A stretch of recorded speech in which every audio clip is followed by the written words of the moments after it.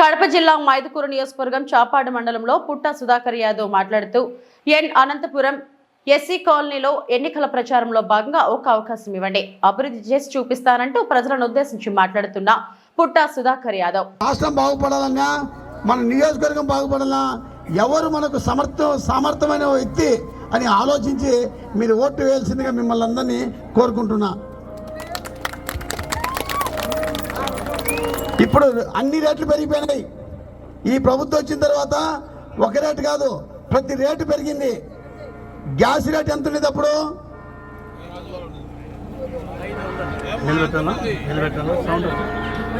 600 రూపాయలు gas rate ఉండేది.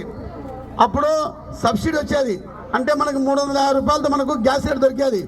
ఇప్పుడు ఎంత ఉంది? ఇప్పుడు 1300 రూపాయలు 1200 రూపాయలు ఉంది.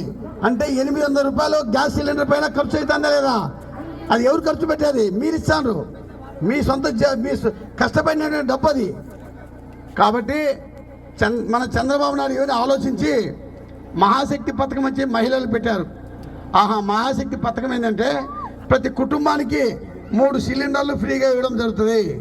ప్రతి సంవత్సరము ప్రతి కుటుంబానికి 3 సిలిండర్లు ఉచితంగా ఇవ్వడం జరుగుతుంది.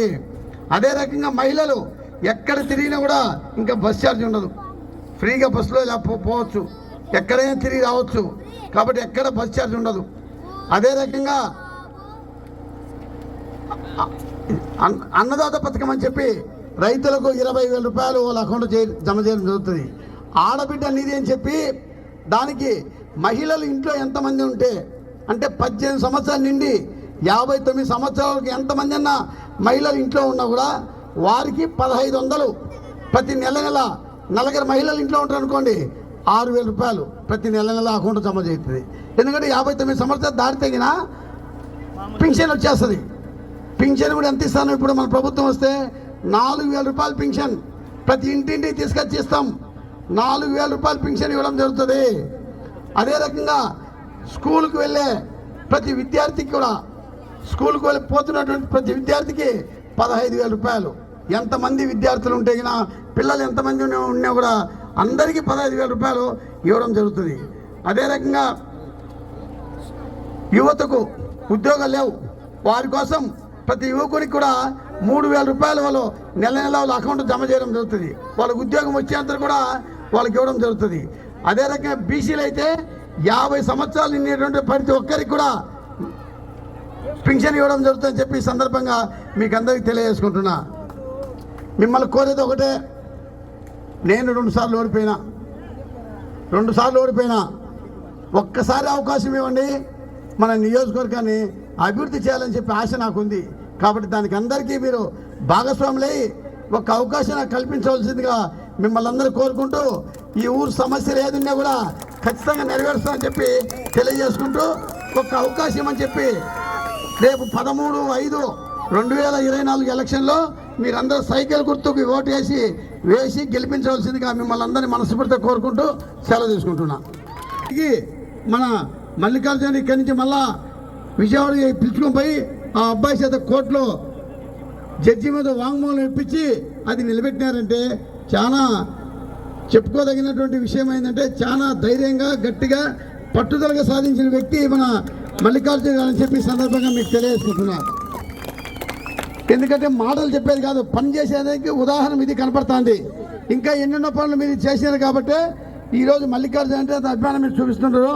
ఖచ్చితంగా మీకోసం ఏ సమస్య వచ్చినా కూడా నా దగ్గరికి వచ్చినా కూడా మా ఎస్సీ కాలనీ వాసులకు చాలా సమస్యలు ఉన్నాయి, అవి పరిష్కరించాలా, మా సొంతానికి ఏమొద్దు అని చెప్పి ఎప్పుడు మా దగ్గర చెప్తా ఉంటారు.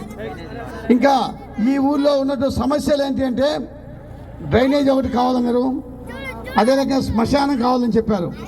మీకు ఈ సభాముఖంగా మీకు తెలియజేసే ఒకటి ఏంటంటే శ్మశానాలు అనేది ప్రతి గ్రామం పైన కూడా ప్రతి ఊర్లో ఎవరు అడిగిన కూడా శ్మశాన సమస్యలు ఉన్నాయి. ప్రతి చోటకి నేను ఇప్పటికి ఏ కాలనీ పైన కూడా శ్మశానాలు కావాలంటాను. నేను కూడా చరిత్రలో ఎవరు చేయనటువంటి పని చేయాలని నిర్ణయించుకున్నా.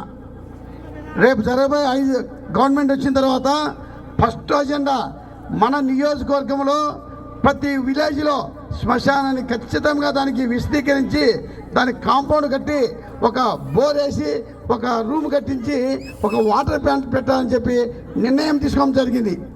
ఆ సందర్భంగా ఈ గ్రామంలో అదే రకంగా లేదు కాబట్టి ఖచ్చితంగా రేపు రాబోయే టైంలో మీకు శ్మశానం ఇప్పిస్తా, దానికి రోడ్లు వేపిస్తా, దానికి చుట్టూ కాంపౌండ్లు కట్టి మీకు విస్తీకరిస్తా అని చెప్పి ఈ సభాముఖంగా మీకు అందరికీ తెలియజేసుకుంటున్నా.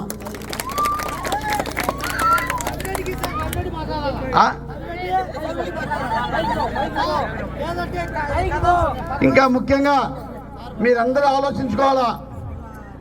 నేను 2014 ఎలక్షన్కి వచ్చిన, 2014 ఓడిపోయినా, 2019 ఎలక్షన్లు చేసిన, 2019 ఓడిపోయినా. మా కోరిక ఒకటే,